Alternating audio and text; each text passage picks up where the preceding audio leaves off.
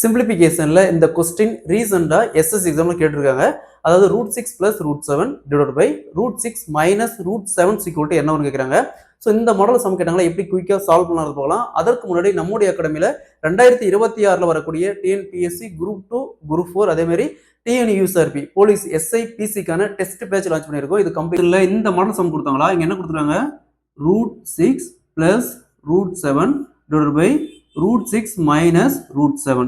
So இந்த மாதிரி இருந்துச்சுன்னா இங்கே நியூமரேட்டர்ல என்ன இருக்குதோ அந்த வேல்யூவால இங்கே அப்படியே நியூமரேட்டர்லையும் டினாமினேட்டரையும் பெருக்கணும். இங்கே என்ன இருக்குது √6 + √7 டிவைடட் பை √6 + √7. ஸோ நியூமரேட்டர்ல என்ன இருக்குதோ அந்த வேல்யூவில் பெருக்கணும்.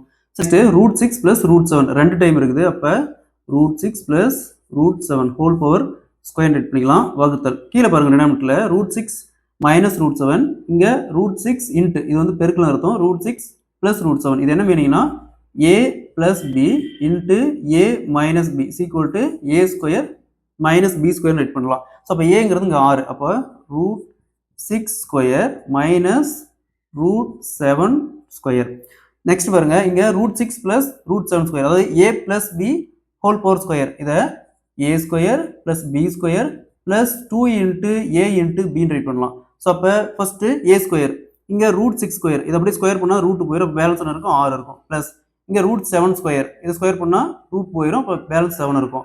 ப்ளஸ் 2 இன்ட்டு இங்கே ரெண்டுமே பாருங்க 2 இன்ட்டு a இன்ட்டு b இது அப்படியே பெருக்கணுமா √6 + √7 அப்போ ஒரு ரூட் மட்டும் எடுத்துக்கணும். 6 × 7 42 வகுத்தல்.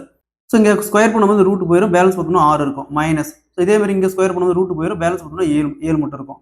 ஸோ நெக்ஸ்ட் 6 + 7 13 ப்ளஸ் 2 இன்ட்டு √42 வகுத்தல்.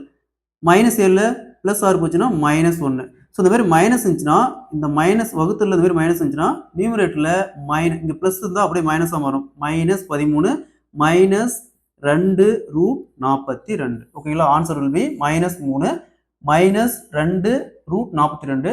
Option B is the correct answer.